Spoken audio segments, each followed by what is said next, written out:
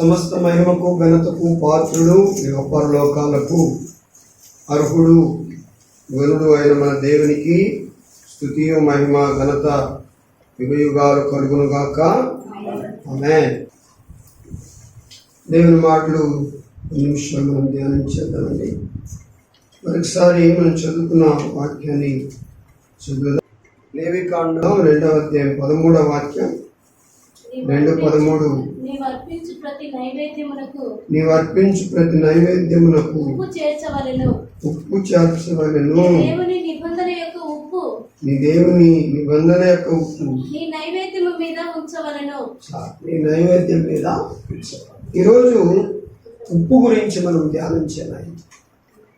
Salt గురించి ధ్యానం చేయనైనా కనుక బైబిల్ గ్రంథంలో ఉప్పుకు చాలా ప్రాముఖ్యత, ప్రాధాన్యత దేవుడు ఇచ్చినట్టు మనం చూస్తాం. కనుక మనము ఈ లోకంలో కూడా ఉప్పు లేని ఇల్లు ఏది ఉంది? ఉప్పు లేని ఇల్లు ఏది కూడా ఉండదు. కనుక ఉప్పు తక్కువ ఖరీదైనా, చాలా చీప్గా దొరికేదైనా అది అందరి ఇళ్లలో ఉండేది, తప్పక మనకు అవసరం పడేది. ఉప్పు లేకపోతే ఉపయోగం ఉండదు. కనుక ఉప్పు యొక్క అవసరత అందరికీ ఉంది. ఉప్పు యొక్క అవసరం లేని వాళ్ళు ఎవరు కూడా లే. ఇప్పుడిప్పుడు మనకు బీపీలు, షుగర్లు అవి పెరిగి కొద్దిగా ఉప్పు లేకుండా ఏనండి అంటలేదు, కానీ ఉప్పు తగ్గించండి కొద్దిగా అంటారు. కనుక అందరికీ కూడా ఉప్పు యొక్క అవసరం ఎంతైనా ఉంది. కానీ మనకు మాత్రమే కాదు, కానీ దేవునికి కూడా ఎంతో ఉంది. దేవుడు కూడా చెప్తున్నాడు. దేవుడు అంటాడు, నీవు అర్పించు ప్రతి నైవేద్యమునకు ఉప్పు చేర్చాలి అంట. ఉప్పు లేని నైవేద్యము తీసుకురావద్దు. ఉప్పు లేని నైవేద్యం తీసుకురావద్దు. నీవు అర్పించే ప్రతి నైవేద్యము నాకు అర్పించే ప్రతి నైవేద్యంలో ఏముండాలి? ఉప్పు ఉండాలి. ఉప్పు లేకుండా నైవేద్యము నాకు ఇష్టం ఉండదు అంటాడు. తర్వాత 2వ లైన్లో ఉప్పు దేవుని నిబంధన అని చెప్పబడింది. ఉప్పు దేవుని నిబంధన, నీ దేవుని నిబంధన యొక్క ఉప్పు అంటాడు. నీ దేవుని నిబంధన యొక్క ఉప్పు. కనుక ఈ ఉప్పు బైబిల్ గ్రంథంలో అనేక చోట్ల రాయబడింది. కనుక ఈ ఉప్పు అన్ని సందర్భాల్లో ఒకే అర్థాన్ని ఇస్తుందా అంటే ఇవ్వదు. అట్లా తీసుకోకూడదు. అన్ని సందర్భాల్లో ఈ ఆదికాండం మొదలుకొని ప్రకటన గ్రంథం వరకు ఉప్పు అనే మాట ఎక్కడ వచ్చినా ఆ ఉప్పు ఒకే సందర్భాన్ని తెలియజేస్తుందా అంటే అలా వాడుకోకూడదు. ఒకే దానికి పోల్చొచ్చా? అలా పోల్చలేదు. సందర్భానుసారంగా దాన్ని మనము పోల్చాలి. సందర్భానుసారంగా దాన్ని మనం పోల్చాలి. ఇక్కడ నైవేద్యమునకు ఉప్పు చేర్చమని, ఇక్కడ ఆ ఉప్పు అనే నా నిబంధన నీ నైవేద్యంలో ఉండాలి. ఉప్పు కూడా నా నిబంధనే కదా, మరి నా నిబంధన అనే ఉప్పు నీ నైవేద్యంలో ఉండాలి అంటారు.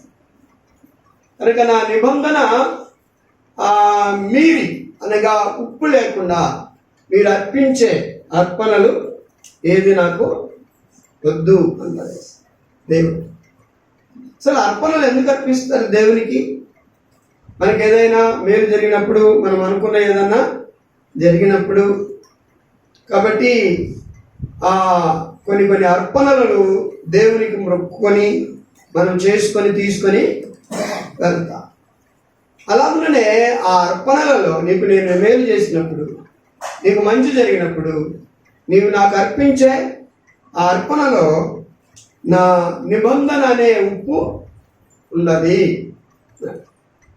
కాబట్టి ఇక్కడ దేవుడు ఉప్పును దేనికి పోల్చాడంటే నా నిబంధనకు గుర్తుగా ఉంది అంట. కనుక ఇంకా మనం ఒక మాట చూద్దాం. 2వ రాజుల గ్రంథంలో ఈరోజు మనం ఆ కోణంలో ధ్యానం చేయట్లేదు, కానీ 2వ రాజుల గ్రంథంలో 2వ అధ్యాయం 19వ వాక్యం నుండి మనం చదువుదాం. అంతటా ఆ పట్టణపు వారు అంతటా ఆ పట్టణపు వారు ఈ పట్టణము ఉన్న చోటు ఈ పట్టణమున్న చోటు రమ్యమైనదని రమ్యమైనదని మా ఏలిన వాడమైన నీకు కనబడుచున్నది గాని మా ఏలిన వాడవైన నీకు కనబడుచున్నది గాని నీళ్లు మంచివి కావు. నీళ్లు మంచివి కావు.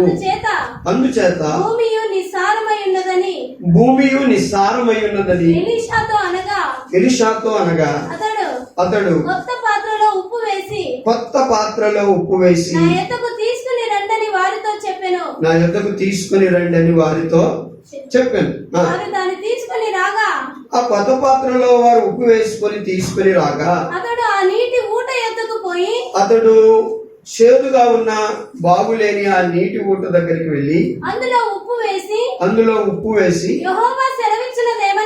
యెహోవా సెలవిచ్చినదేమనగా ఈ నీటిని నేను బాగు చేసి ఉన్నాను గనుక ఇక దీని వలన మరణము కలుగకపోవును. భూమియు నిస్సారముగా ఉండదు అని అనేను. కాబట్టి ఇక్కడ చూస్తున్నాం మనం ఉప్పు ఇక్కడ వాడారు. ఎవరు? ఎలీషా గారు ఏ ఊరిది? ఎరికో పట్టణానికి ఆ ఎలీషా గారు వెళ్ళినప్పుడు దైవజనుడు వాళ్ళందరూ కూడా వారి సమస్య చెప్పుకున్నారు. ఏంటి వారి సమస్య అంటే, అయ్యా ఇక్కడ నుండే ఏంటి ఈ పట్టణము రమ్యమైందే కానీ నీళ్లు మంచివి కావు, నిస్సారంగా ఈ నీటిని బట్టి భూమి అంతా కూడా నిస్సారమైపోతుంది అని వారు చెప్పారు. అప్పుడు నీళ్లు చాలా ప్రాముఖ్యం కదా మనుషులకు.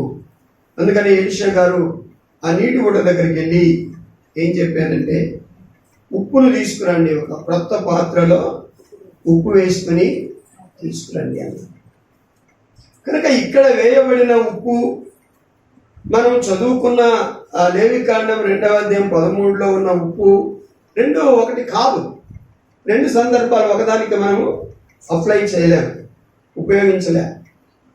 ఇక్కడ ఆ నిబంధన అనేటువంటి ఆ ఉప్పు, ఆ వాక్యం అనే ఉప్పు ఆ నీటి ఊటలో వేయబడింది కనుక ఆ నీరు ఏమైపోయింది? శుద్ధి అయింది. దేవుడు బాగు చేశాడు. ఇక్కడ ఎలీషా గారు వేసినటువంటి ఉప్పు దేవుని వాక్యానికి గుర్తు, దేవుని యొక్క వాక్యానికి సాదృశ్యం. కనుక వాక్యము అన్నిటిని కూడా ఏం చేస్తుంది? శుద్ధి చేస్తుంది, బాగు చేస్తుంది. దేవుని వాక్కు అన్నిటిని శుద్ధి చేస్తుంది, బాగు చేస్తుంది. కనుక దేవుని వాక్యానికి గుర్తు అన్నమాట ఇక్కడ ఉప్పు. కానీ అక్కడ ఉప్పు నైవేద్యంలో ఉప్పు, నీవు అర్పించే నైవేద్యంలో ఉప్పు వేయి అంటారు. కనుక అది అర్పణలో మనం వేసే ఉప్పు. కనుక ఇక్కడ అక్కడ రెండు చోట్ల ఉప్పు అనే మాట వచ్చినా దాన్ని ఒకే సందర్భానికి మనం వాడినట్లు వాడకూడదు. సరే, ఇంకొక విషయాన్ని మనం చూద్దాం. మత్తయి సువార్తలో 5వ అధ్యాయము 14వ వాక్యం చాలు. ఇక్కడ యేసయ్య అంటాడు, మీరు లోకమునకు ఉప్పై ఉన్నారు అంటారు. ఇక్కడ దేనికి పోల్చాడు ఉప్పు ఉంది యేసయ్య? ఆయన బిడ్డలకు పోల్చాడు. ఎవరికి? ఆయన పిల్లలకు. మీరు అంటే ఎవరు? మనము, లేకపోతే ఆయన శిష్యులు, మనము, ఆయన నమ్ముకున్న వాళ్ళము. మనల్ని దేనికి పోల్చాడు ఆయన? ఉప్పుకు పోల్చాడు. ఈ లోకమునకు ఉప్పు ఎంత అవసరమో, ఉప్పు లేని ఊరేదైనా ఉంటుందంటే ఏది ఉండదు. ఉప్పు లేని ఇల్లు ఉంటుందంటే ఉండదు. ఉప్పు లేని ఏ కూరలు కూడా బాగుండవు. కాబట్టి ఉప్పు అందరికీ అవసరమే. ఉప్పు లేని సమస్య చాలా పెద్ద సమస్య. అందును బట్టి ఇక్కడ ప్రభు ఏమంటాడంటే, మీరు లోకమునకు ఉప్పై ఉన్నారు. కనుక ఎలీషా వేసిన ఉప్పు అది వాక్యానికి సాదృశ్యం. కనుక ఇక్కడ నైవేద్యం మీద మనము ఉపయోగించినటువంటి ఉప్పు, మరి ఆ ఉప్పు రుచికరకు ప్రభు ఆజ్ఞను బట్టి మనం వేసినటువంటి ఉప్పు సాదృశ్యం. తర్వాత ఇక్కడ మత్తయి సువార్త 5:14 మనకు సాదృశ్యం ఉప్పు, మనకు గుర్తుగా ఉన్నట్లు మనం చూస్తాం. కాబట్టి ఉప్పును అన్ని సందర్భాల్లో ఒకే అర్థం కొరకు మనం వాడుకోకూడదు, కానీ ఉప్పును రకరకాల అర్థాల కొరకు సందర్భానుసారంగా మనం ఏం చేయాలని వాడాలి. కనుక ఈరోజు నేను ఈ మత్తయి సువార్తలో 5:14 మాట మీద ధ్యానం చేద్దాం. అందుకనే ప్రభు అంటాడు, మీరు లోకమునకు ఉప్పై ఉన్నారు, మీరు లోకమునకు ఉప్పై. కనుక మనం అందరం కూడా ఎలా ఉండాలన్నది దేవుని ఇష్టం. ఉప్పుగా ఉండాలి, ఉప్పుగా ఉండాలి, సప్పగా ఉండకూడదు. ఉప్పులా మనం సరిపోయినట్టు. ఉప్పు అంటే బాగా కషంగా ఎక్కువ వేస్తే చాలా తినలేని భయంకరంగా ఉండదు, అలా కాదు. మనం ఉప్పుగా ఉండాలి, సరిపోయినట్లు ఉండాలి. అది చాలా ఉపయోగం. ప్రభు అంటాడు, మీరు మీ ఇంటికి ఉప్పు కాదు, మీ ఊరికి ఉప్పు కాదు, మీరు దేనికి ఉప్పు? లోకానికే ఉప్పు. మీరు అంటే లోకానికి ఉప్పు ఎలాగైతే అందరికీ పనికి వస్తుందో అలాగే ఉప్పులాగా మీరు ఈ లోకానికే ఉపయోగపడాలి. ఉప్పులాగా ఈ లోకానికి మీరేం చేయాలి? ఉపయోగపడాలి. కనుక ఉప్పు యొక్క ప్రాముఖ్యత చాలా ఉంది. ఉప్పు అయినా మనము మన ఇంటికి కాకుండా, మన ఊరికి కాకుండా, మన వారికి కాకుండా లోకమంతా కూడా మనం ఉపయోగపడేలాగా జీవించాలి. అప్పుడే ఉప్పు యొక్క గొప్పతనము అందరూ కూడా గుర్తింటారు. కనుక లూకా సువార్తలో 14వ అధ్యాయంలో మనం 34వ వాక్యాన్ని చూస్తే 34 ఉప్పు మంచిదే కానీ ఉప్పు నిస్సారమైతే దేని వలన దానికి సారము కలుగును. అది భూమికైనను ఎరువుకైనను పనికిరాదు గనుక దానిని బయట పారవేస్తారు. ఇక దేనికి ఉపయోగం? ఇక్కడ వాక్యం చూడండి. ఉప్పు మంచిదే, కానీ ఉప్పు తన సారాన్ని పోగొట్టుకుంటే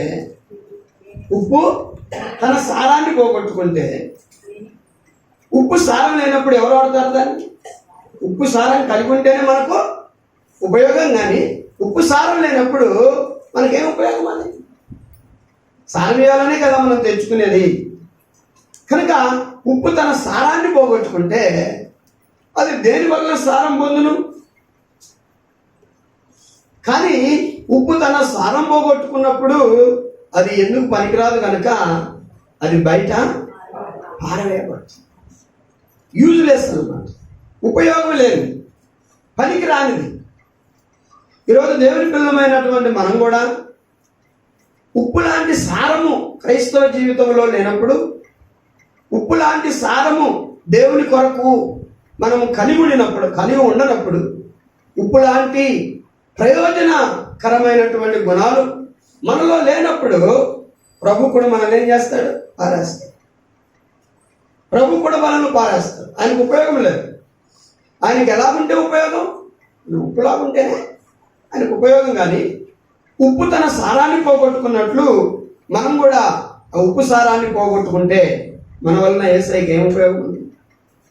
అందుకని మనుషులు ఎలాగైతే సారం లేని ఉప్పును బయటపడేసి ఉపయోగం లేని ఆ ఉప్పును త్రోసేస్తారో, అది భూమిలో వేయడానికి పనికిరాదు, మరి దేనికి పనికిరాదు, నిష్ప్రయోజనమైంది కనుక దాన్ని ఎలాగా పారవేసి త్రొక్కివేస్తారో, అలాగే ప్రభు కూడా మనం ఏమై ఉన్నాం?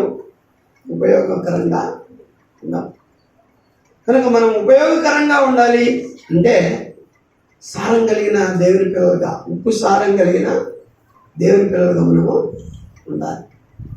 ఈరోజు మన గురించి మనము ఆలోచించేద్దాం. మా క్రైస్తవ జీవితంలో మేము ఉప్పు సారాన్ని కలిగి ఉన్నాము. సారభరితమైన శక్తి కలిగిన ఆ క్రైస్తవురాలిగా నేను బ్రతుకుతున్నాను.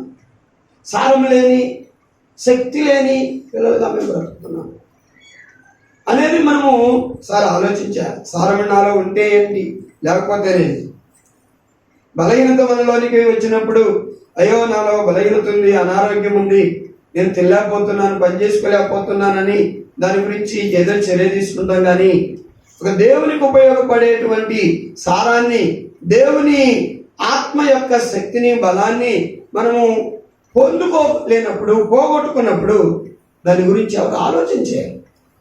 అందుకనే ప్రభు అంటాడు, నీవు లోకానికి ఏమై ఉన్నావు? ఉప్పై ఉన్నావు. ఉప్పైనటువంటి నీవు నీ సారాన్ని కలిగి ఉండాలి. నీ సారాన్ని కలిగి ఉండాలి. కనుక ఈరోజు క్రైస్తవుల యొక్క మనం పాడే పాటలలో సారం లేదు, మనం చేసే ప్రార్థనలలో సారం ఉండలేదు, మనం చేసే స్థుతిలో సారం ఉండటం లేదు, మనం చేసే కార్యాలలో దేవునికి సారంగా కనబడటం లేదు. సారం అంటే ఏంటి? శక్తి అనమాట. సారం అంటే ఏంటి? శక్తి, పవర్ లేదు. మనము చాలాసార్లు మనం అనుకుంటున్నాం, మనం భలే వాడాం కదా, మనం భలే వాక్యం చెప్పాం కదా, మనం భలే స్తుతించాం కదా, భలే ప్రార్థన చేసాం కదా అని అనుకుంటున్నాం. కానీ దాంట్లో సారం ఉందా లేదా అన్నది ఎవరికి తెలుసు? దేవునికి తెలుసు. నువ్వు అనుకుంటున్నావు, నేను భలే చేశాను ప్రార్థన, నాలాగా ఎవరు చేయలేదని, నేను భలే పాడాను, నాలాగా ఎవరు పాడలేదని, నేను భలే స్తుతించాను, నాలాగా ఎవరు స్తుతించలేదు అని నువ్వు అనుకుంటున్నావు. కానీ దానిలో ఎంతవరకు సారం ఉందో, ఎంతవరకు ఉప్పు సారం కలిగిన ఆ యొక్క ఆరాధనని ఆరాధన, అది ఎవరికి తెలుస్తుంది? యేసయ్యకే తెలుస్తుంది. కనుక నువ్వు చేసిన, ప్రభు అంటాడు, సారం లేని ప్రార్థనని ప్రార్థన, సారం లేని ఆరాధనని ఆరాధన, సారం లేని పాటలు పాడుతున్నాను అని ప్రభు ఆయన చాలా బాధపడతారు. అందుకని ఆయన పారవేయడానికి ఇష్టపడతారు, ఆయన త్రోసివేయడానికి ఇష్టపడతారు. ఈరోజు దేవుని బిడ్డ, మనం దేవుని దగ్గర విజ్ఞాపన చేసుకోవాలి. ప్రభా, నేను లోకానికి ఉప్పు అయితే నాలో సారం ఉందా? నేను సారము కలిగిన నీ బిడ్డగా బ్రతుకుతున్నానా? నేను చేసిన ప్రార్థన, నీ ప్రార్థనలో సారం ఉందంటే ఏం కావాలి? నీ ప్రార్థన, నీ ప్రార్థనకు ఫలింపు, లేకపోతే అడిగింది దొరకాలి, అడిగింది దొరకాలి. ఏలియా ప్రార్థన చేసినప్పుడు అగ్ని దిగి వచ్చింది. కనుక ఏలియా ప్రార్థన చేసినప్పుడు 3.5 సంవత్సరములు వర్షము ఆగిపోయింది. ఆనాడు సంఘం ప్రార్థన చేసినప్పుడు ఇదిగో సరసాల తెరవబడి పేతురు విడిపించబడ్డాడు, బంధకాలు తెంచబడి. కాబట్టి వారు ప్రార్థన చేసినప్పుడు వారు కూడి ఉన్న స్థలము కంపించింది. కాబట్టి మనం చాలా సందర్భాలు చూస్తాం, వారి ప్రార్థనలో శక్తి ఉంది, వారి ప్రార్థనలో బలం ఉన్నది, వారి ప్రార్థనలో సారం ఉన్నది. ఎందుకంటే ప్రార్థన ఎలాగైనా ఉండి చేయటం కాదు, కానీ ప్రార్థన చేసే వ్యక్తి ఉండవలసిన విధానంగా ఉండి ప్రార్థన చేస్తేనే అది సారం కలిగిన ప్రార్థనగా ఉంటుంది. నేను ఎలాగైనా ఉంటాను, నేను ఏదైనా చేస్తాను, ఏదైనా మాట్లాడతాను, ఏదైనా చూస్తాను, ఎక్కడైనా తిరుగుతాను, కానీ నేను ప్రార్థన చేస్తాను అంటే నీ ప్రార్థనకు సారము ఉండదు. నేను ఎలాగైనా ఉండి పాడతాను, నీ పాటకు సారం ఉండదు. నేను ఎలాగైనా ఉండి నేను స్తుతిస్తాను, నీ స్తుతికి మరి సారం ఉండదు. ఒకరు పాట పాడారు, చూద్దాం పాటలో ఎంత పవర్ ఉందో మనం చూద్దాం. యెషయా గ్రంథంలో 6వ అధ్యాయములో సరాపులు పాట పాడారు, చూద్దాం ఆ పాట ఎలా ఉంది. మృతి పొందిన సంవత్సరమున అత్యున్నతమైన సింహాసనమునందు ఆ ప్రభు ఆసీనుడై ఉండగా, అత్యున్నతమైన సింహాసనమందు ప్రభు ఆసీనుడై ఉండగా నేను చూసి తిని ఆయన చొక్కాయి అంచులు దేవాలయమును నిండుకొనెను. ఆయనకు పైగా సెరూపులు నిలిచి ఉండిరి. ఒక్కొక్కరికి 6 రెక్కలుండెను. ప్రతివాడు 2 రెక్కలతో తన ముఖమును 2తో తన కాళ్ళను కప్పుకొనుచు 2తో ఎగురుచునుండెను. వారు సైన్యములకు అధిపతియగు యెహోవా పరిశుద్ధుడు సర్వలోకము ఆయన మహిమతో నిండి ఉన్నదని గొప్ప స్వరముతో గాన ప్రతిగానములు చేయుచుండిరి. గానం అంటే ఏంటి? పాట. గాన ప్రతిగానాలు చేస్తా ఉన్నాయి. వారి యొక్క గానంలో సబ్జెక్ట్ ఏంటి? వారి పాటల సబ్జెక్ట్ ఏంటి? యెహోవా పరిశుద్ధుడు, యెహోవా పరిశుద్ధుడు, యెహోవా పరిశుద్ధుడు అనే ఆ యొక్క సబ్జెక్టు మీద వారు పాడారు. వారు పాడే పాటలు గొప్ప స్వరముతో పాడారు. గొప్ప స్వరముతో వారు పాడారు.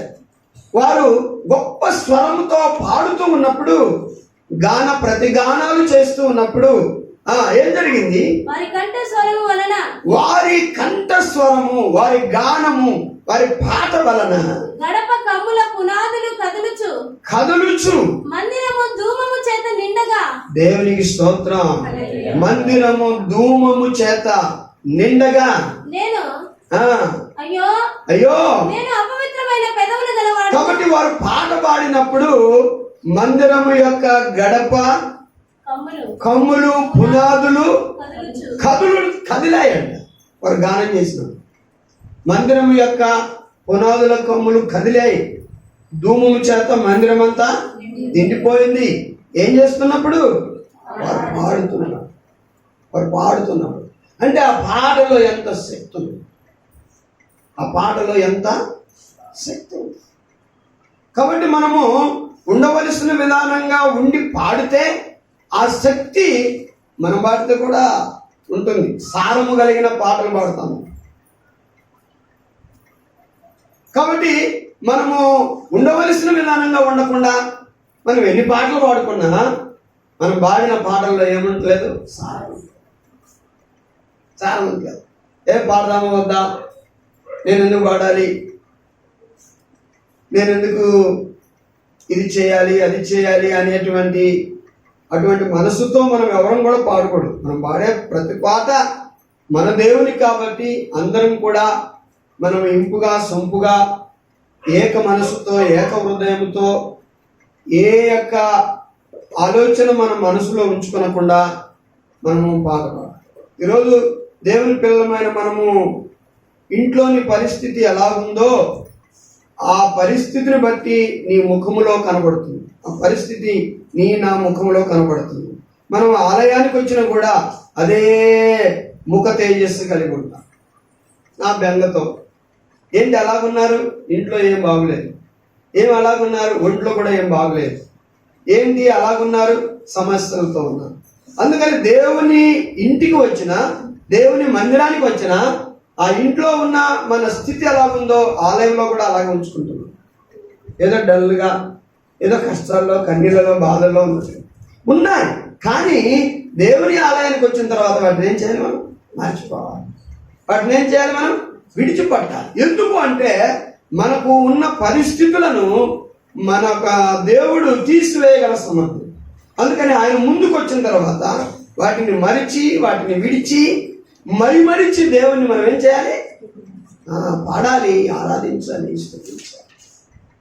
అలాగే కాకుండా నాకేదో సమస్య ఉంది కాబట్టి నా ముఖం అలాగే ఉంటుంది, నాకు ఆ బాధను తలుచుకుంటే నేను ఏడుస్తూ ఉంటాను, ఆ పరిస్థితిని తలుచుకుంటే నేను ఇబ్బంది పడుతుంటాను, దేవుని సన్నిధిలో నేనంత యాక్టివ్గా ఉండలేను, ప్రార్థించలేను, నేను చాలా డల్గా ఉంటాను అంటే దేవుని దగ్గరికి వచ్చిన తర్వాత కూడా నువ్వు అలాగే ఉంటే స్థానం లేని వ్యక్తిగా అనుకుంటాను. అందుకే అవన్నీ మర్చిపో, అవన్నీ విడిచిపెట్టి నీవు దేవుని కొరకు మైమరిచి ప్రభులో లీనమై నువ్వేం చేయాలి? కనుక శరాపుడు పాట పాడినప్పుడు మరి ఒక మహాశక్తి విడుదల అయినట్లు మనం చూస్తాం. తర్వాత పౌలు శీలలు కూడా వారు పాటలు పాడారు. ఎక్కడ?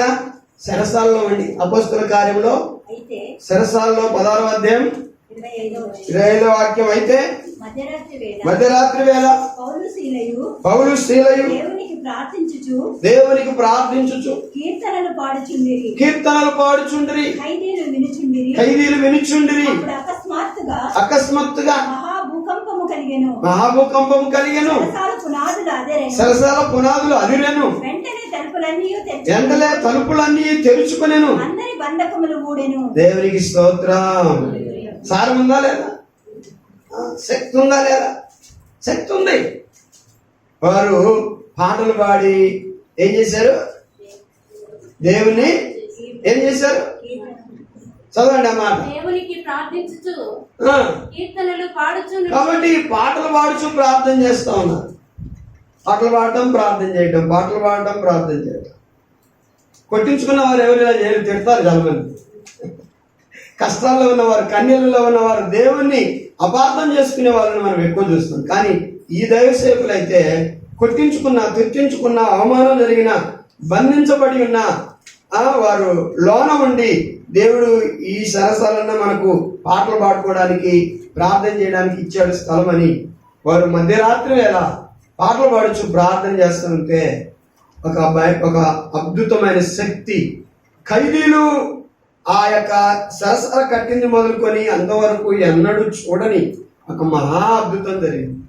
సరసాల పునాదులే అదిరే. సరసాలను మన ఇల్లులా కట్టనండి. సరసాలు ఎప్పుడు కూడా చాలా బలంగా కడతారు కూడా, ఎందుకంటే ఖైదీలు ఉండే స్థలం కాబట్టి దాన్ని చాలా కట్టుదిట్టంగా కడతారు. చుట్టూ కరెంటు ఫెన్సింగ్ పెడతారు కనుక ఎవరు కూడా ఎగిరి దూకి పోకుండానట్లు గన్మెన్లు ఉంటారు. చాలా గట్టిదిట్టంగా పెడతారు. కానీ ఎంత గట్టిదిట్టంగా పెట్టినా అది లోపల ఆ పునాది నుండి లేచిందంట గోడ, అదిరిపోయాయి. తలుపులన్నీ తెరుచుకున్నాయి, అందరి బంధకాలు ఊడిపోయాయి. కాబట్టి ఎంత అద్భుతం జరిగింది. దేనివల్ల జరిగింది అది? వారు పాడిన పాటలు, వారు చేసిన ప్రార్థనలు. కనుక వారి ప్రార్థనలో శక్తి ఉంది, వారు పాడిన పాటల్లో శక్తి ఉంది. అంటే చాలా ఉంది. అపోస్తుల కార్యం 12వ అధ్యాయము, అపోస్తుల కార్యం 12వ అధ్యాయము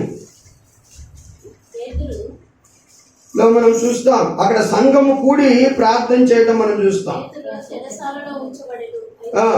5వ వాక్యంలో పేతురు చెరసాలలో ఉంచబడెను, సంఘమైతే అతని కొరకు అత్యాసక్తితో దేవునికి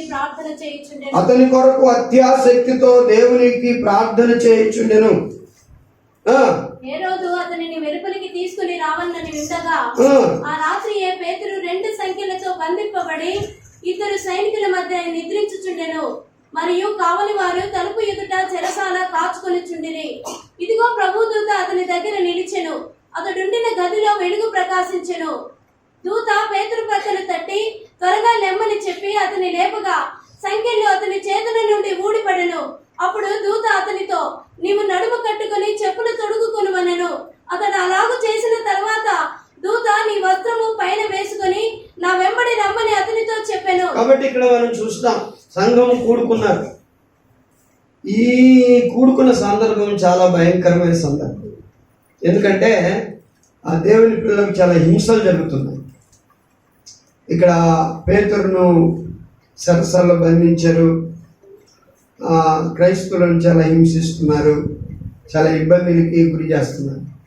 ఎక్కడ ఎవరు కూడుకున్నా మరి పరిస్థితులు చాలా కష్టంగా ఉంటున్నాయి.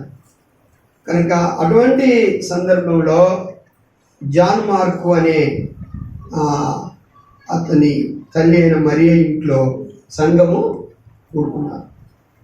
సంఘం అందరూ కూడుకొని, మా ఇంటికి రావద్దు బాబు, ఈ ప్రార్థనకైతే మేము వచ్చి పడుకోండి, కానీ ప్రార్థన చేస్తే మేము ఇవ్వమనే పరిస్థితులు ఆ కాలంలో ఉండే పరిస్థితులు. కానీ ఆమె అదరక బెదరక జాన్ మార్కు అనేటువంటి ఆమె అతని తల్లి చాలా మంచి బలమైన విశ్వాసురాలు కనుక సంఘం కూడుకొనడానికి తన ఇల్లును ఇచ్చారు. ఇచ్చినప్పుడు సంఘమంతా అత్యాసక్తితో, ఆసక్తితో ఏం చేస్తున్నారు? అత్యాసక్తితో ప్రార్థన చేస్తున్నారు. ఎవరి కొరకు ప్రార్థన చేస్తున్నారు? పేతురు కొరకు ప్రార్థన చేస్తున్నారు. పేతురు ఎక్కడ ఉన్నాడు? బంధించబడి ఉన్నాడు కనుక చాలా తలుపులు వేశాడు. చాలా మంది సైనికులు కాపలా ఉన్నారు. పేతురు బయటికి రావటం ఈ లోక సంబంధంగా చాలా అసాధ్యం. అది బయటకు రాడు, ఎవడు అతన్ని బయటికి తీసుకురాలేదు. అంత కట్టుదిట్టమైన భద్రత చేశారు, ఇంపాసిబుల్. కానీ మన దేవుడు చేసేది ఏంటంటే ఇంపాసిబుల్ పాసిబుల్గా చేసేవాడు. దేవునికి స్తోత్రం.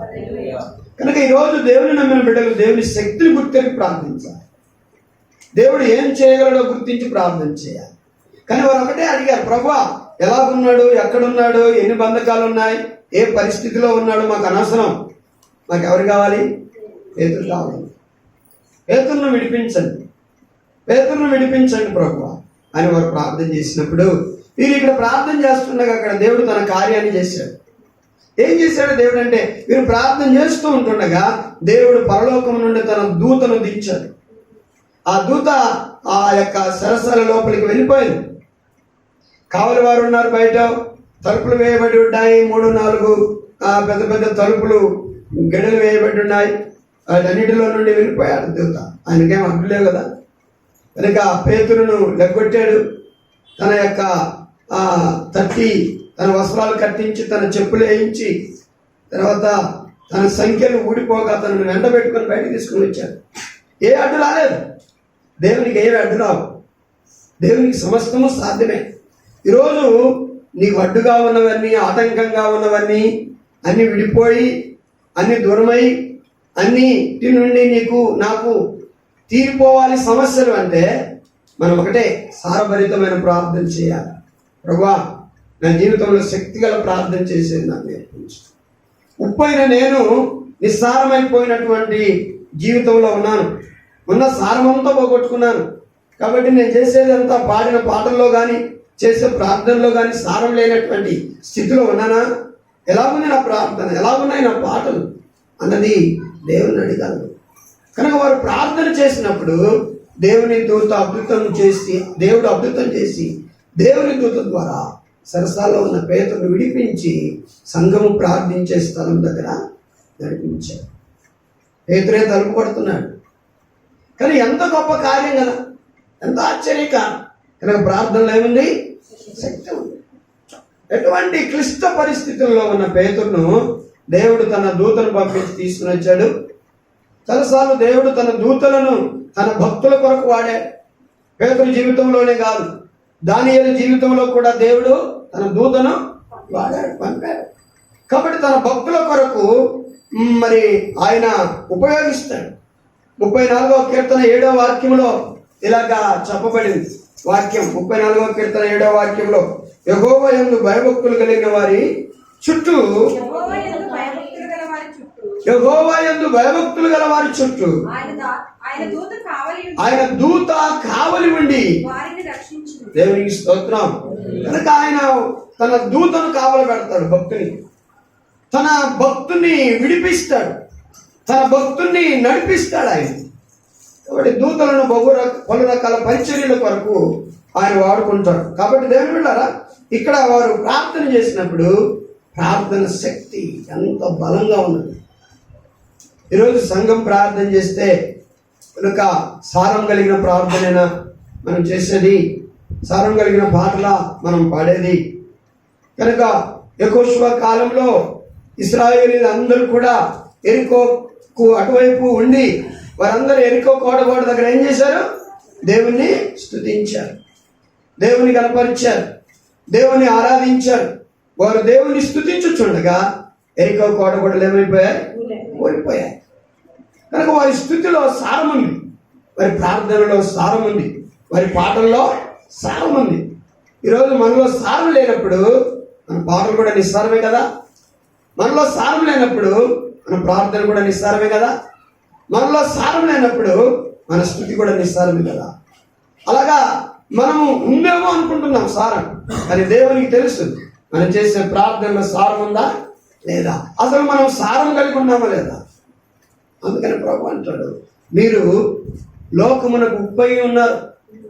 ఉప్పు తన సారమును పోగొట్టుకుంటే అది దేని వలన సారం పొందదు. దేని వలన సారం పొందుతుంది? దేని వలన కూడా సారం పొందదు. అది బయట పారవేయబడి మనుషుల చేత త్రొక్కబడుటకే గాని దేనికి పనికిరాదు. తొక్కబడడానికే. దేవునికి నువ్వు పనికిరావు, నేను పనికిరాను. సారంగా పాటలు పాడేవారు కావాలి, సారం కలిగి ప్రార్థన చేసేవారు కావాలి, సారం కలిగి స్తుతించేవారు కావాలి. ఎప్పుడో మనం అనుకున్నప్పుడు కాదు, కానీ మనము పరలోకములో ఉన్న ఆ యొక్క ఎనర్జీని, ఆ శక్తిని భూలోకం ముందున్న మనము పొందుకోవాలి. ఇప్పుడు మన మొబైల్ డిశ్చార్జ్లో ఉన్నప్పుడు, మరి ఛార్జింగ్ అంతా అయిపోయినప్పుడు మనం ఏం చేస్తాం? మన ఆ యొక్క ఛార్జర్ ప్లగ్ ఎక్కడ పెడతాం? పవర్లో పెడతాం. ఆ ఛార్జర్ ప్లగ్ ఎక్కడ పెడతాం? పవర్ ప్లగ్ పెడతాం. అప్పుడు ఆ పవర్ ప్లగ్ నుండి మన మొబైల్కి ఏమవుతుంది, పవర్ ఛార్జ్ అవుతుంది. పవర్ ప్లగ్కు మనం పెట్టినప్పుడు దాని నుండి పవరు మన మొబైల్కి ఛార్జ్ కాదు, ఎప్పుడు కూడా డిశ్చార్జ్లోనే ఉంటుంది మన మొబైల్. కానీ ఈ రోజున మనం ఛార్జ్ కావాలంటే పరలోకపు దేవునితో మనం కనెక్ట్ పెట్టుకోవాలి. పరలోక దేవుని దగ్గర మనం ప్లగ్ పెట్టి ఇక ముందు మనం కూడుకొని ప్రార్థన చేస్తున్నప్పుడు, స్తుతిస్తున్నప్పుడు, పాడుతున్నప్పుడు మనము ఆ పరలోకపు దేవుని దగ్గర నుండి ఏం పొందుకుంటాం, ఛార్జ్ని పొందుకుంటాం, ఛార్జ్ అవుతుంటాము. నేను పెట్టాను తీశాను అంటే కుదరదు. డిశ్చార్జ్లో ఉన్నటువంటి నీ మొబైల్కు పవరు ప్లగ్లో పెట్టి వెంటనే తీసేస్తే ఎలాగా ఛార్జ్ అవుతుంది? ఒక నిమిషం అలా పెట్టి ఈరోజు మనం కూడా ఎక్కువసేపు ప్రార్థన చేయలేకపోతున్నాం, ఎక్కువసేపు పాడలేకపోతున్నాం, ఎక్కువసేపు స్తుతించలేక పోతున్నాం. ఏదో అంతో ఇంతో చేసినా అది సంఘంలో మందిరంలో ఏం చేసామో దాంతోనే తృప్తి పడుతున్నాం. మందిరంలో ఎంతసేపు చేస్తాం? ఒక 2 గంటలు, లేకపోతే 1 గంటన్నర చేస్తాం. ఆ గంటన్నరే వారానికి సరిపోతుంది అన్నట్లుగా ఉంటున్నాం. కనుక రోజు వ్యక్తిగత ప్రార్థన దేవునితో మనకు ఉంటుందా? రోజు వ్యక్తిగత ఆరాధన దేవునితో మనకు ఉంటుందా? కుటుంబ ఆరాధన మనకుందా? వ్యక్తిగత ఆరాధన మనకుందా? సంఘపు ఆరాధన మనకుందా? వీటన్నిటి ద్వారా దేవునితో మనం కనెక్ట్ పెట్టుకొని ఫుల్గా మనం ఏమై ఉండాలి, ఛార్జ్ చేయాలి. కరెంట్ వచ్చిన ప్లగ్లో ఏం పెట్టి చూడు ఏమవుతుందో. దెబ్బకు నిన్ను ఎంతమంది పట్టుకున్నా నువ్వు ఉండవు, వెళ్ళిపోయి ఆ గోడకు పడతావు. ఒకరు హీటర్ పెట్టేసేసి నీళ్ళు కాగాయని ఏమని చేయబెట్టారు, తీసుకెళ్ళి అక్కడ పోయి కొట్టేసింది. ఏమండి, మనుషుడు కలుగజేసిన ఈ యొక్క పవర్కి అంత పవర్ ఉంటే జీవం కలిగిన దేవునికి ఇంకెంత పవర్ ఉంటుంది, ఇంకెంత శక్తి ఉంటుంది. కనుక ఈ పవర్తో నువ్వు ఛార్జ్ కావాలని చెప్పట్లేదు. ఆ పవర్ పరలోకపు దేవుని ఆసక్తితో ఇహలోకమందున్న నిస్సారం కలిగిన మనం ఏం కావాలి, సారం కావాలి. గంటల తరబడి ప్రార్థన చేయాలి, గంటల తరబడి స్తుతించాలి, గంటల తరబడి పాడాలి, వ్యక్తిగతంగా దేవునితో సావాసం చేయాలి. అప్పుడు కాళ్ళ కింద వేయబడి తొక్కబడేటువంటి నీ బ్రతుకును మరలా సారభరితంగా దేవుడు ఏం చేస్తాడో లేపుతాడు. దేవునికి స్తోత్రం. నిన్నెవరన్నా తాకినా, ఎవరినైనా తాకినా పవర్ రిలీజ్ అవుతుంది. దేవునికి స్తోత్రం. హల్లెలూయా. ఆ రక్తస్రావణ రోగం కలిగిన స్త్రీ యేసయ్య బట్టను ముట్టుకుంది, అంతే. యేసయ్య ఏమన్నాడు తెలుసా? నన్ను ఎవరు ముట్టుకున్నారు? నాలో నుండి ప్రభావము బయలు వెళ్ళి పోయింది. ఎప్పుడు కూడా శక్తితో, బలముతో, ప్రభావముతో నిండి ఉన్న ఆ ప్రియ ప్రభువును ఒక బలహీనురాలు తాకినప్పుడు ఆయనలో నుండి ఆ ప్రభావం వెళ్ళి ఆమెను స్వస్థపరిచింది. దేవునికి స్తోత్రం. ఈరోజు మనం అందరం ఒక్కొక్కరం అందరం కూడా ఒక ఛార్జ్ చేయబడిన బ్యాటరీలుగా ఉండాలి. మనం దేవునికి స్తోత్రం. మనం ఛార్జ్ దేంతో చేయబడాలంటే పరలోకపు దేవుని పవర్తో మనం ఏం చేయబడాలి, ఛార్జ్ చేయబడాలి, నింపబడిన బ్యాటరీగా ఉండాలి. మనల్ని ఎవరైనా దాకినా, మనం ఎవరి కొరకు ప్రార్థన చేసినా ఏదో ఒకటి ఏం చేయాలి, జరగాలి. దేవునికి స్తోత్రం. ఏదో ఒకటి జరగాలి. ఏమి లేదు, ఆయన ప్రార్థన చేసిపోయినా ఏం లేదు, ఈయన ప్రార్థన చేసిపోయిన లేదు, ఆయన అయితే నీకు ఇది జరుగుతుంది అన్నారు, ఏం జరగలేదు. ఇలాగనేది కాదు. కానీ అలాగా ఎందుకు నిస్సారంగా ప్రార్థనలు ఉంటున్నాయంటే దేవునితో మనకు సరైన సత్సంబంధము లేదు. అందుకని ప్రభు ఒక మాట చెప్తున్నాడు, ఉప్పు నిస్సారం అయితే అది దేనికి పనికి వస్తుంది? అది బయట పారవేయబడి మనుషుల కాళ్ళతో తొక్కబోటుకే కానీ అది దేనికి కూడా పనికిరాదు అంటాడు. ఈరోజు ఎలాగున్నా, అవును ప్రభువా, నేను నిస్సారమైన ఉప్పు లాంటి వాడును, నేను నిస్సారమైన ఉప్పు లాంటి దానిను, ప్రభు నాలో ఏ సారం లేదు, నన్ను గెంటేస్తావా, నన్ను తోసేస్తావా, నేను ఇక పనికిరానా అని నువ్వు అనుకుంటే దేవుడు నీకు ఒక చక్కటి ఆన్సర్ ఇస్తున్నా. మార్కు సువార్త 9వ అధ్యాయం 50వ వాక్యాన్ని మనం చదువుతాం. మార్కు 9:50. ఉప్పు మంచిదే గాని ఉప్పు నిస్సారమైన ఎడల, జాగ్రత్తగా వినాలి, ఉప్పు నిస్సారమైన ఎడల దేని వలన మీరు దానికి సారము కలుగజేతురు? దేని వలన మీరు దానికి సారము కలుగజేసుకుంటారు? మీలో మీరు ఉప్పు సారము గలవారై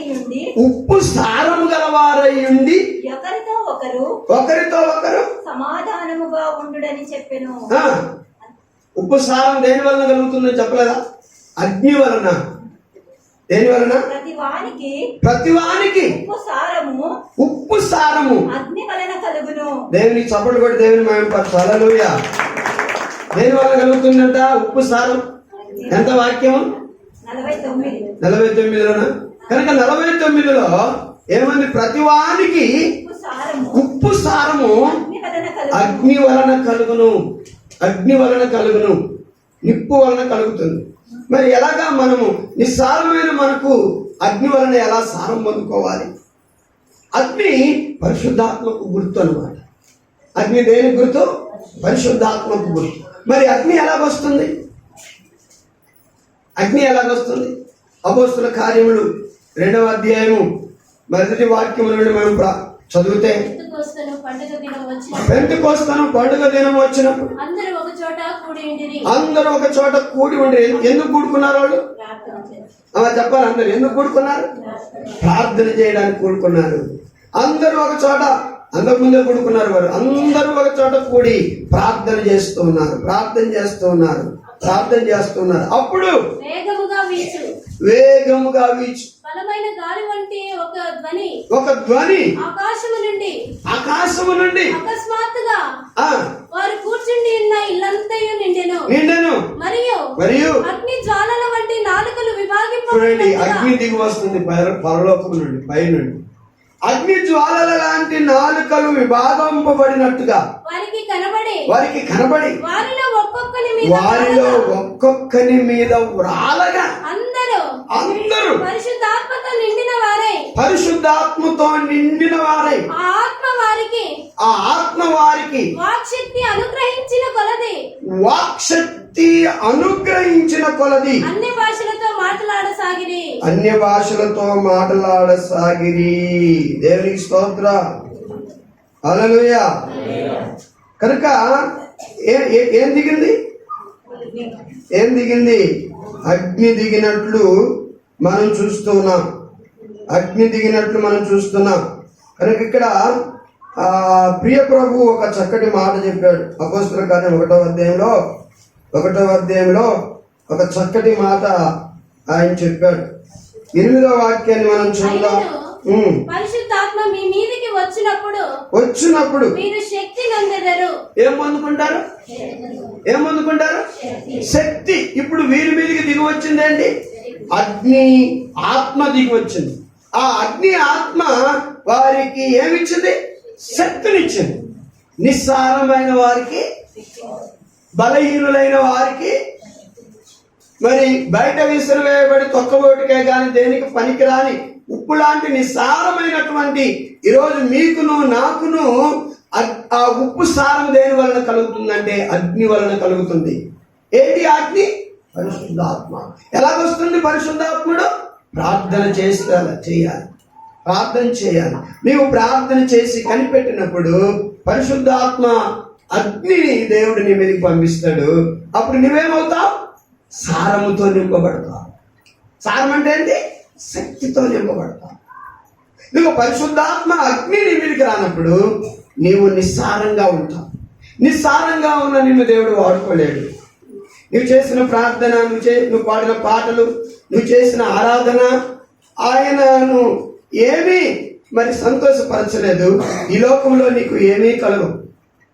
కనుక నీవు నిస్సారమైనటువంటి జీవితము, ఉప్పుకు కలిగిన ఆ సారాన్ని లేకుండా నిస్సారమైన జీవితాన్ని ఈరోజు నువ్వు కలిగి ఉంటే ఈరోజు దేవుని అడగాలి. ప్రభువా, నన్ను గెంటి వేసి, నన్ను త్రోసివేయవే, నాకు తిరిగి నా ఉప్పు సారాన్ని నాకు ఇవ్వు. ఎలా కలుగుతున్నట్టు ఉప్పు సారం? అగ్ని వలన. ఎలా కలుగుతుంది ఉప్పు సారం? అందుకని మార్కు తన సువార్తలో చెబుతున్నారు. కనుక 9:49 ప్రతి వానికి ఉప్పు సారం అగ్ని వలన కలుగును. ఆ అగ్ని ఏ అగ్ని అంటే పరిశుద్ధాత్మ అగ్ని. ఆ అగ్ని మన మీదకి వచ్చినప్పుడు మనం శక్తి పొందుకుంటాం, సారం పొందుకుంటాం. ఆ పరిశుద్ధాత్మతో నిండి, ఆ అగ్నితో నిండి కాల్చబడి ఆ నిస్సారమైన మన జీవితాన్ని సారం పొందుకొని ప్రార్థన చేయి. అప్పుడు నువ్వు చేసే ప్రతి ప్రార్థన ఎలా ఉంటుంది? ప్రభావంగా ఉంటుంది. నువ్వు పాడే పాట, నువ్వు చేసే ఆరాధన నీ యొక్క సమస్యలో, కష్టంలో సారభరితంగా ఉంది. అందుకని ప్రభు అంటాడు, నువ్వు లోకానికి ఏమై ఉన్నావు దేవుని బిడ్డ? కనుక ఉప్పు తన సారాన్ని ఎప్పుడు కూడా కలిగి ఉండాలి. నీలో సారం లేకపోతే ఎవరు నిన్ను వాడుకో, ఎవరికి నీవు అవసరం లేదు అసలు. ఈరోజు నీవు కూడా నాకు సారంగా కావాలి కానీ నిస్సారంగా నాకు అవసరం, నిన్ను త్రోసివేస్తాను. అందుకని దేవుని సన్నిధిలో మనం మోకరించి ప్రార్థించి, ప్రభువా ఆ అగ్ని వలన నాకు నేను పోగొట్టుకున్న సారాన్ని తిరిగి నాకు ఎలాగొస్తుంది అగ్ని? అగ్ని ఎలాగొస్తుంది? ప్రార్థన ద్వారా వస్తుంది. ప్రార్థన చేసినప్పుడు అగ్ని జ్వాలల వంటి నాలుకలు విభాగింపబడి వారిలో ప్రతి ఒక్కరి మీద రాలినప్పుడు వారు దేవుని యొక్క శక్తితో నింపబడ్డారు. వారికి సారం కలిగింది, శక్తి కలిగింది. ఈరోజు దేవుని బిడ్డమైన నీవు సారము కలిగిన ప్రార్థన, సారము కలిగిన ఆరాధన, సారము కలిగిన వ్యక్తిగా బ్రతకాలి. ఇతరులకు ఉపయోగం కలిగి ఉండాలంటే నీవు అగ్నిలో నీ యొక్క సారాన్ని పొందాలి. అగ్ని ద్వారా నీ సారాన్ని పొందాలి. నీకు ఆత్మ చేత నువ్వేం చేయబడాలి? నింపబడాలి. పరిశుద్ధాత్మ చేత నింపబడాలి. పరిశుద్ధాత్మ కొరకు ప్రార్థన చేయాలి, అడగాలి. దేవుడు తప్పక నీకు ఆ సారాన్ని ఇస్తాడు. లేకపోతే నువ్వు బయట పారవేయబడి తుకబోటుకే కానీ నువ్వు దేనికి? ఈరోజు ప్రతి యవనస్తురాలు, ప్రతి సంఘ సభ్యులు, ప్రతి దైవజనుడు ఈరోజు అందరం కూడా సారముతో నింపబడాలి, శక్తితో నింపబడాలి. అలాగే శక్తితో నింపి దేవుడు మనల్ని బలంగా వాడుకును గాక. దేవుడి మాటలు దీవించును గాక. ఆమేన్.